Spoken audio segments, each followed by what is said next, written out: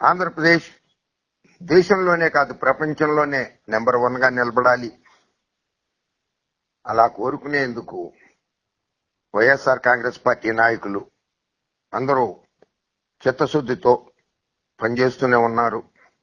అలాంటి వారిలో రాష్ట్రానికే కాదు, రాయలసీమకే కాదు, దేశానికే ముద్దుబిడ్డ, సంఘ సేవా తత్పరాయణుడు, ప్రజాసేవకు సంక్షేమానికి, పేద బడుగు బలహీన వర్గాల అభ్యున్నతికి జీవితాన్ని అంకితం చేసిన మానవతావాది, నీతి నిజాయితీ నిబద్ధత నిస్వార్థ రాజకీయుడు ఎస్వి సతీష్ కుమార్ రెడ్డి.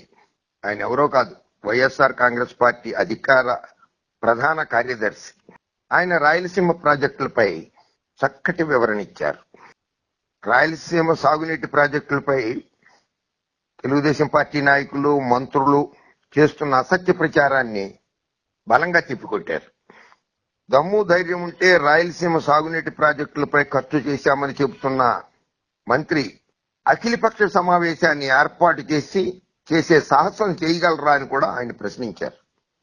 కమిషన్లకే కక్కుర్తిపడి పాత బిల్లుల్ని 8,000 కోట్ల రూపాయలు కాంట్రాక్టర్లకు చెల్లించారే తప్ప ప్రాజెక్టుల కోసం ఖర్చు చేయలేదని విమర్శించారు. రాయలసీమ అభివృద్ధికి వైఎస్ జగన్మోహన్ రెడ్డి కంకణం కట్టుకుని చిత్తశుద్ధితో తాగునీటి ప్రాజెక్టులు చేపడితే బాబు అండుకో, పచ్చ పార్టీ, పచ్చ మీడియా రాయలసీమ ప్రజల నోట్లోనే కాకుండా ఆంధ్రప్రదేశ్ రాష్ట్ర ప్రజల నోట్లో మట్టి కొడుతున్నారని కూటమి ప్రభుత్వాన్ని దుయ్యబట్టారు. ఏదైనా సరే సతీష్ కుమార్ రెడ్డి గారు వైఎస్ఆర్ కాంగ్రెస్ పార్టీకి అంకితభావంతో సేవ చేయడమే కాకుండా రాష్ట్ర ప్రజల కోసం నిరంతరం కృషి చేస్తున్నటువంటి వ్యక్తి. ఈరోజు రాయలసీమ లిఫ్ట్ ఇరిగేషన్ ప్రాజెక్టు పూర్తిగా మీరు అధికారంలోకి వచ్చినప్పటి నుంచి ఆగిపోయింది. మీరు ప్రచారం చేస్తున్నటువంటి రకంగా 2020లో ఎన్జిటి అబ్జెక్షన్స్ వచ్చినప్పటి నుంచి ఆగిపోలేదు. దీనికి కావలసినటువంటి సాక్ష్యాలు, దీనికి కావలసినటువంటి ఆధారాలన్నింటి కూడా మీరు ఇరిగేషన్ శాఖని ఈరోజు మీ ఆధీనంలో ఉంది. అక్కడటువంటి ఇంజనీర్ని పిలిచి ఎమ్ముక్కులు తెప్పించుకోండి. ఏ సంవత్సరంలో పనులు జరిగాయి, దానికి సంబంధించినటువంటి ఎప్పుడు పేమెంట్ ఇచ్చేటువంటి విషయం మీరు చూస్తే పరిశీలిస్తే స్పష్టంగా డేట్ల వారీగా వస్తుంది. 2020 నుంచి 2024 వరకు జగన్మోహన్ రెడ్డి గారు ముఖ్యమంత్రిగా దిగిపోయినటువంటి వరకు నిరాటకంగా ఈ యొక్క రాయలసీమ లిఫ్ట్ ఇరిగేషన్ పనులు జరిగాయి. వాటికి సంబంధించినటువంటి 795 కోట్ల పేమెంట్లు కూడా ఆ సంబంధించినటువంటి కాంట్రాక్టులు పేమెంట్ కూడా జరిగాయి. కాబట్టి మీరు చెప్పినటువంటి ఆరోపణ ఏదైతే చేస్తున్నారో 2020లో పనులు ఆగిపోయినాయని చెప్పారు, ఇది వాస్తవం కాదు. దీనికోసం నిన్న మా వైఎస్ఆర్ కాంగ్రెస్ పార్టీకి సంబంధించినటువంటి ప్రజాప్రతినిధులు వీళ్ళందరూ కూడా ఆ రోజు పోయి ఫీల్డ్ విజిట్ పెట్టారు. మీరు కావాలంటే మీతో పాటు మేము వచ్చేదానికి కూడా సిద్ధం. రెండోది, మీరు 8,000 కోట్లు ఖర్చు పెట్టాము రాయలసీమ ప్రాంతంలో ఉన్నటువంటి ఇరిగేషన్ ప్రాజెక్టులకని మీరు చెప్పారు. మీరు సిద్ధమా ప్రాజెక్టులకన్నిటికీ? మీతో పాటు మేము వస్తాం విజిట్ చేసేదానికి. ఏ ప్రాజెక్టు ఎక్కడ ఖర్చు పెట్టారో, ఏ ప్రాజెక్టులు జరుగుతున్నాయో చెప్తే మేము కూడా చూసేదానికి సిద్ధంగా ఉన్నాం. రాయలసీమ లిఫ్ట్ ఇరిగేషన్ ఆగిపోయింది. జిఎన్ఎస్ఎస్ నుంచి హెచ్ఎన్ఎస్ఎస్కు లింక్ అయ్యేటువంటి ప్రాజెక్టులు ఆగిపోయినాయి. కుందు వైడనింగ్ ఆగిపోయింది. పోతిరెడ్డిపాడు దగ్గర నుంచి ఆ తర్వాత జిఎన్ఎస్ఎస్ గండికోట వరకు వచ్చేటువంటి వైడనింగ్ పనులన్నీ ఆగిపోయినాయి. టన్నెల్ పనులు ఆగిపోయినాయి. ఏ పనిని చేశారండి మీరు రాయలసీమలో? గతంలో జరిగినటువంటి పనులకు ఎవరన్నా కమిషన్లు ఇస్తే ఆ కమిషన్ల కోసం కక్కుర్తిపడి మీరు పేమెంట్ చేసినారు తప్పితే ఈ రోజుటి వరకు ఒక్క హెచ్ఎన్ఎస్ఎస్లో లైనింగ్ పనులు తప్ప ఏ కార్యక్రమం జరగం లేదు. ఇది వాస్తవం. ఆ హెచ్ఎన్ఎస్ఎస్ లైనింగ్ పనులు కూడా ఆ ప్రాంతంలో అనంతపురము, ఆ తర్వాత మన రెండవది మీరు కావాల్సినటువంటి ఈ షార్ట్ క్రీటింగ్ పనులు కానీ, ఈరోజు చేసేటువంటి లైనింగ్ పనులు కానీ అత్యధిక రేట్లతో మీకు కావాల్సినటువంటి కాంట్రాక్టులకు మీరు అప్పచెప్పినారు. కాబట్టి ఈ రెండు దురుద్దేశాలతో అక్కడటువంటి ఆ ప్రాంత రైతులు ఎవరైతే ఉన్నారో అనంతపురం కానీ లేకుండా ఉంటే సత్యసాయి జిల్లాలో ఉన్నటువంటి రైతులు దీన్ని తీవ్రంగా వ్యతిరేకిస్తున్నారు. మీరు లైనింగ్ చేయడం వల్ల ఈ ప్రాంతంలో ఉన్నటువంటి రైతులందరూ ఇబ్బంది పడతాము, మినిమం సీపేజ్ అనేది ఉండదు, ఆ యొక్క లైనింగ్ చేయకుండా ఉంటే కనుక ఆ వచ్చే సీపేజ్తో మా ప్రాంతంలో గ్రౌండ్ వాటర్ పెరుగుతుంది, దయచేసి లైనింగ్ ఆపండి అని చెప్పి అక్కడటువంటి రైతులు మొరబెట్టుకుంటా ఉంటే వాళ్ళ మొరను ఆలకించకుండా వాళ్ళ ఇబ్బందులు పడినా కూడా పర్వాలేదు, మా కమిషన్లు వస్తే చాలని చెప్పి ఆ పనులు చేస్తున్నారు తప్పితే రాయలసీమ ప్రాంతానికి ఉపయోగపరమైనటువంటి పనులు మీరు ఏమీ చేయలేదు. రెండవది, మీరు కూర్చొని ఏదో ఆరోపణ చేశారు.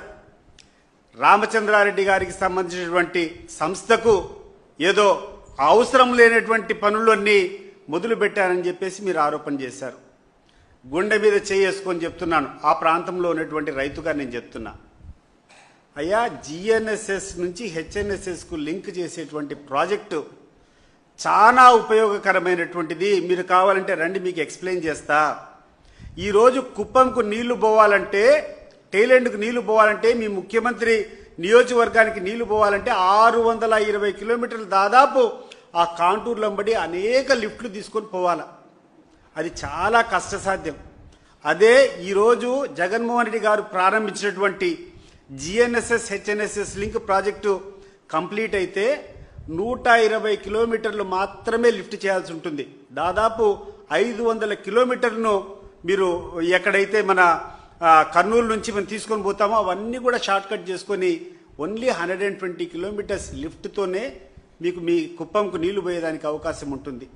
ఆ project GNSS to HNIs link project complete అయితే 3,30,000 ఎకరాలు తీవ్ర దుర్భరంతో ఉన్నటువంటి ప్రాంతాలంతా, హై ఎలివేటెడ్ ఏరియాస్ అంతా, చక్రాయపేట మండలం కావచ్చు, లక్కిరెడ్డిపల్లె మండలం కావచ్చు, రాయచోటి కావచ్చు, పొంగనూరు కావచ్చు, ఆ తర్వాత పూతలపట్టు దగ్గర నుంచి కుప్పము, రామకుప్పం, ఇవన్నీ కూడా శాంతిపురం మండలము, ముఖ్యమంత్రి గారి నియోజకవర్గంలో ఉన్నటువంటి శాంతిపురం మండలం కానీ, రామకుప్పం మండలం కానీ, కుప్పం మండలం కానీ, ఇవంతా కూడా చాలా ఎత్తైన ప్రాంతాలు. ఈ ప్రాంతానికి నీళ్లు పోవాలంటే ఈరోజు మీరు చేస్తున్నటువంటి హెచ్ఎన్ఎస్ఎస్ ద్వారా కంటే ఈ జిఎన్ఎస్ఎస్ హెచ్ఎన్ఎస్ఎస్ లింకు చాలా ఉపయోగము. దానికోసం ఆ ప్రాజెక్టు కోసము జగన్మోహన్ రెడ్డి గారి హయాంలో 1,100 కోట్లు ఖర్చు పెట్టారు. ఆ ప్రాజెక్టు వెంటనే పూర్తి చేయండి. పూర్తి చేస్తే అందరికంటే బెనిఫిట్ పొందేది చంద్రబాబు నాయుడు గారు, కుప్పం కాన్స్టిట్యున్సీ, అది గుర్తుపెట్టుకోండి. దాన్ని ఆపి దాంట్లో కూర్చొని ఏదో కోడిగుడ్డు మీద ఈకలు బీకే కార్యక్రమాన్ని మానుకోండి.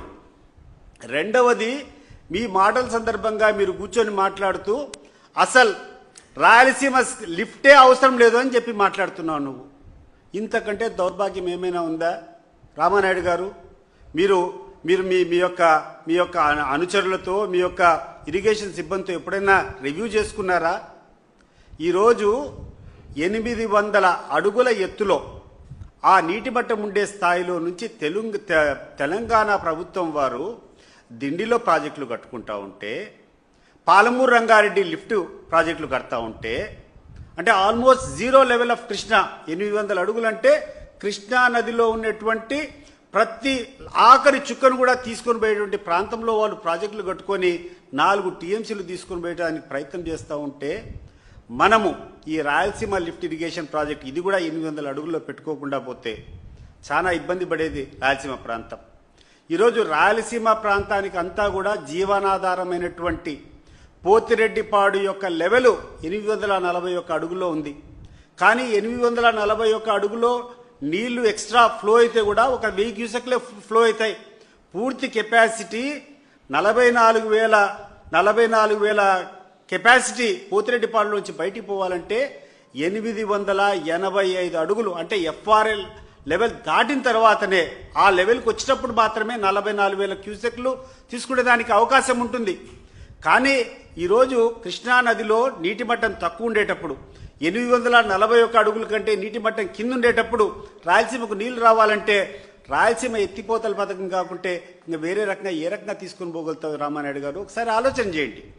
ఎందుకు మీకు ఇంత వివరంగా చెప్తున్నామంటే, ఆ నీటిని 800 అడుగుల లెవెల్ నుంచి కూడా ఈరోజు తెలంగాణ తీసుకొని పోయేటువంటి ప్రాజెక్టులు వాళ్ళు నిర్మించుకున్నారు.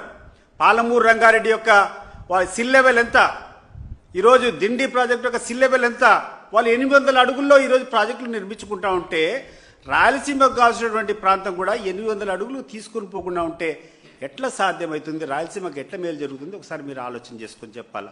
దాన్ని కూర్చొని అవసరమే లేదని చెప్పి మాట్లాడుతున్నారు. పూర్తిగా రాయలసీమ ఎండిపోతుందబ్బా.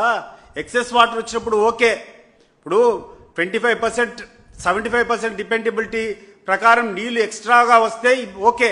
కానీ తక్కువ లీన్ పీరియడ్లో రాయలసీమ పరిస్థితి ఎట్లుంటుంది? రాయలసీమకు తాగునీళ్లు కావాలంటే ఎక్కడి నుంచి తీసుకొని వస్తారు రామానాయుడు గారు? ఈ యొక్క Rayalaseema lift irrigation project complete చేయకుండా ఎక్కడి నుంచి తీసుకొని పోతారు అని చెప్పి నేను అడుగుతున్నా. మీరు ఒకసారి పరిశీలించండి. మీరు కూర్చొని మాట్లాడుతున్నారు. జీవో తీసుకొని వచ్చి రాయలసీమ ప్రాజెక్టు మొదలుపెట్టినటువంటి 15 రోజుల్లోనే ఎన్జీటీ వాళ్ళు అబ్జెక్షన్స్ రైజ్ చేశారు. ఎన్జీటీ వాళ్ళు వచ్చినప్పటి నుంచి ఆపినామని చెప్పారు. మరి ఈరోజు మీకు ధైర్యం ఉంటే, నిజంగా మీకు చిత్తశుద్ధి ఉంటే మీరు రండి ప్రాజెక్ట్ దగ్గరికి, మీ ఎంబుక్స్ అన్నీ తీసుకొని రండి, మీ అధికారులందరినీ కూర్చోబెట్టండి, చెప్తాం జగన్మోహన్ రెడ్డి గారికి చిత్తశుద్ధి ఉంది. రాయలసీమ ప్రాజెక్టుల పైన రాజశేఖర రెడ్డి గారి కుటుంబానికి, రాజశేఖర రెడ్డి గారికి కానీ జగన్మోహన్ రెడ్డి గారికి కానీ రాయలసీమ మీద అపారమైనటువంటి నమ్మకం ఉంది. అది వాళ్ళ సొంత ప్రాంతం అనేది కాదు, మోస్ట్ డిజర్వింగ్ పీపుల్. గడిచిన కొన్ని వందల సంవత్సరాల నుంచి చాలా దుర్భిక్షమైనటువంటి ప్రాంతం ఏదైనా ఉందంటే రాయలసీమ ప్రాంతం. ఆ ప్రాంతానికి నీళ్లు తీసుకొని పోవాల్సినటువంటి అవసరం ఉంది. డెల్టాల్లో ఎప్పటి నుంచో అనుభవిస్తున్నారు, డెల్టాల్లో ఎప్పటి నుంచో నీళ్లు ఉన్నాయి. వాళ్ళకి కాదు, వాళ్ళతో పాటు మిగిలినటువంటి నీళ్ళన్నీ తీసుకొని పోవాలా? సముద్రంలో కలిసిపోయేటువంటి నీళ్ళన్నింటినీ కూడా ఆదా చేసుకొని రాయలసీమ ప్రాంతంలో సుభిక్షం చేయాలా అనేటువంటి కఠినమైనటువంటి నిర్ణయం మనస్ఫూర్తిగా తీసుకునేటువంటి నాయకులు రాజశేఖర రెడ్డి గారు. ఈరోజు రాయలసీమ బతుకుతూ ఉంది. రాయలసీమలో ఉన్నటువంటి రైతుల కళ్ళల్లో కూడా ఏదైనా ఆశ కనపడతా ఉంది అంటే అది కేవలం పోతిరెడ్డిపాడు దగ్గర నుంచి వస్తున్నటువంటి నీళ్ళ విషయం అనేది గుర్తుపెట్టుకోవాలని చెప్పి ఇరిగేషన్ మంత్రిని కోరుకుంటున్నాను. ఏం రామానాయుడు గారు, మీరు ఒప్పుకుంటారా? కనీసం ఈ యొక్క 10,000 క్యూసెక్లు ఉన్నటువంటి కెపాసిటీ ఉండేటువంటి ఆ పోతిరెడ్డిపాడును రాజశేఖర రెడ్డి గారు కాకుండా ఏ నాయకుడైనా 44,000 సామర్థ్యానికి పెంచేటువంటి ధైర్యము దమ్ము ఉందని చెప్పి మీ తెలుగుదేశం పార్టీలో ఎవరైనా నమ్ముతారా? ఇది ఒక సవాల్ విసురుతున్నా. మీరు 10,000 క్యూసెక్స్ సామర్థ్యం ఉండేటువంటి పోతిరెడ్డిపాడును దమ్మునేటువంటి నాయకుడు కాబట్టి 44,000 క్యూసెక్ల సామర్థ్యానికి పెంచినటువంటి ధైర్యము, రాయలసీమ మీద ప్రేమ ఉన్నటువంటి వ్యక్తి రాజశేఖర రెడ్డి గారు. ఆయన ఆ నిర్ణయం తీసుకున్న తర్వాత ఈరోజు జగన్మోహన్ రెడ్డి గారు కూర్చొని మరింత లోతుగా అధ్యయనం చేసుకొని లీన్ పీరియడ్లో కూడా ఈరోజు తెలంగాణ వాళ్ళు 800 అడుగుల్లో వాళ్ళ యొక్క సిల్ లెవెల్లో మీరు ఇరిగేషన్ ప్రాజెక్ట్స్ కడుతున్నారు కాబట్టి ఆ లీన్ పీరియడ్లో కూడా రాయలసీమ ఇబ్బంది పడకూడదు అని చెప్పి రాయలసీమ లిఫ్ట్ ఇరిగేషన్ ప్రాజెక్ట్ తీసుకొని వస్తే దాన్ని కూర్చొని మీరు తెలంగాణ ప్రభుత్వానికి తాకట్టు పెట్టేటువంటి విషయం ఈరోజు స్పష్టమవుతా ఉంది.